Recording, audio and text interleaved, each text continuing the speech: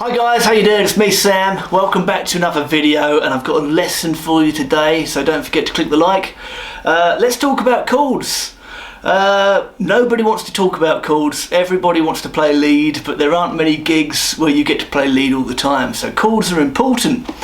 And my hands aren't huge. Things like bar chords really put me off for a long time because I struggled with them so much. So, there's sort of one shape in particular that I want to focus on today, and that is the C chord, okay? Everyone loves a nice C chord. Let me try to sell you on an idea though. Being able to move around a C chord is so useful because it means you can avoid doing that for too long. I don't know, have you ever been in the circumstance where you've played bar chords for a song all the way through, and then you've got to take a solo and you're knackered? I've been in that situation. Let's try to avoid that situation, okay? So here's a C chord. What I'm going to do, I'm going to rearrange that C chord so my first finger isn't required. So now my pinky is going to be on the C note, my ring finger is going to be on the E note, open G of course, middle finger on that high C, okay? So that probably feels horrible. I bet you hate that. I hated it too. Here's what you've got to do. You've got to sit on the sofa for the whole evening and you've got to do a C chord. You've got to take it off. You've got to put it back on. Take it off. Put it back on. Over and over. What I like to do is put the TV on. Okay? Put the Simpsons on.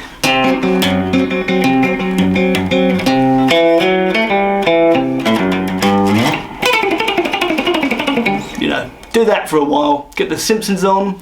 You won't notice that half an hour, 1 hour, hour and a half goes by and you have been practicing your guitar the whole time. Okay, let's say it's the next day now and you feel pretty good with that.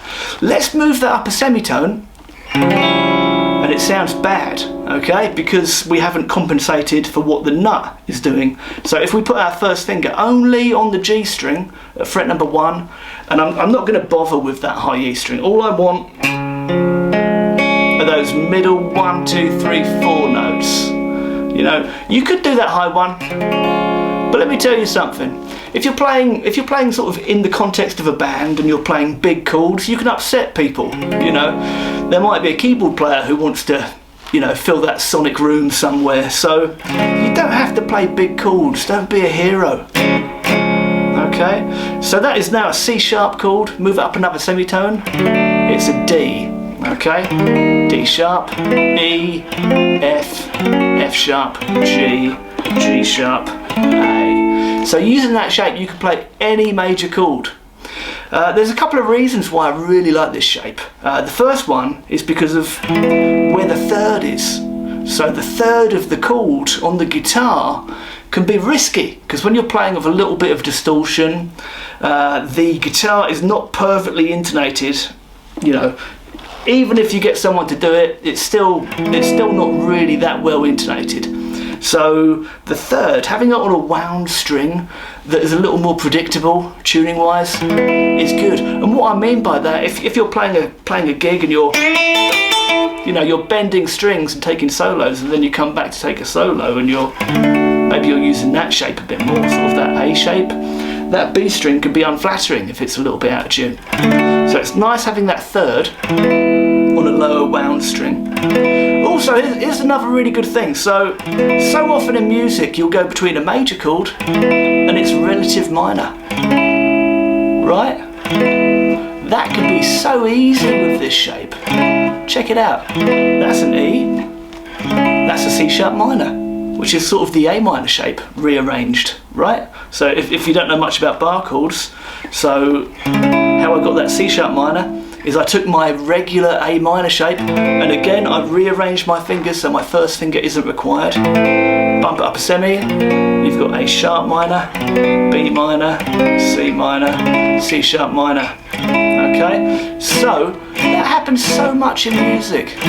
Alright, let me think of like a few examples that we could practice that shape in. Let's do Beatles. Let's do All My Lovin'. Okay, it's in the key of E. It it doesn't start on the E chord, it starts on an F sharp minor.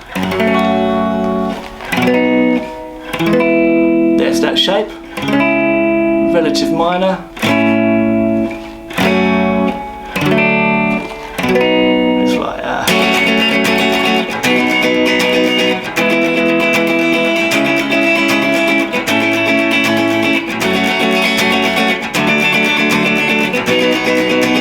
so that is really useful there, right? Let's talk about that song a bit more, because something else that I did there, F sharp minor. I'm sure a lot of you will sort of solve the F sharp minor problem with this. That makes me tired, you know, and it's so easy to push too hard and make it out of tune and fatigue your hands. So let me try to sell you on another idea. Take the, you know, beginning first 4 notes of Stairway to Heaven. Take that shape, okay, let's move it down 1, 2, 3 semitones, and then I'm just going to try to fret the bass note, the F sharp there. Fret number 2 on the E string is F sharp. Yeah, thumb over the top to play that note, and I'm also just gently muting its next door neighbour. Way more comfortable. Give it a try. Do the same thing with the Simpsons, you know. Hand away, F sharp minor. Hand away, F sharp minor. Right? Over and over. So that's a great example. That's a B chord. I'm using sort of the A shape. What I tend to do for that is use my pinky, because ring finger tends to be stronger, but it's a stamina thing. So much of what I'm learning about guitar lately is stamina and how to do these things, you know, for a long period when you're playing a show. So F sharp minor, there's my B chord, I'm using my pinky. You might prefer your ring finger, you might have bigger hands than me. More than one way to skin a cat. E, C sharp minor, A, okay. You know, I'm not doing that again, right? So take Stairway, put the major third in there, and how am I doing that? I'm going ring, middle, first, and then my thumb is over the top to play the low note. Right? The A is muted. Again, you don't need to play big chords, don't be a hero. No one cares if you're playing a big 6-note version. If you did the Pepsi challenge,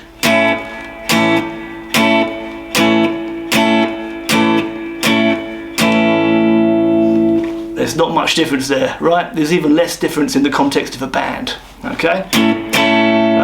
Where was I? Yeah, A, F sharp minor, D. You know, this shape is so comfortable for me, I often prefer it than just doing cowboy D. And it's nice because you've got the root note in the bass, right? Let's go around again, because I forgot. D and then to B, right, and then the second time around, F sharp minor, B, E, C sharp minor, A, B, E. That's another way of doing E, okay? That's like a G shape kind of thing, right? If you take your G shape and you rearrange it so your first finger's not busy, this is the worst out of all of them, and it's probably the least practical, but you can, you know, that would be a G sharp. I'm not playing the E string, I'm holding on to it to stop it from ringing. A sharp, B, C, C sharp, D, D sharp, E. Yeah, so hope you enjoyed the lesson, guys. Leave me a comment, let me know what you think.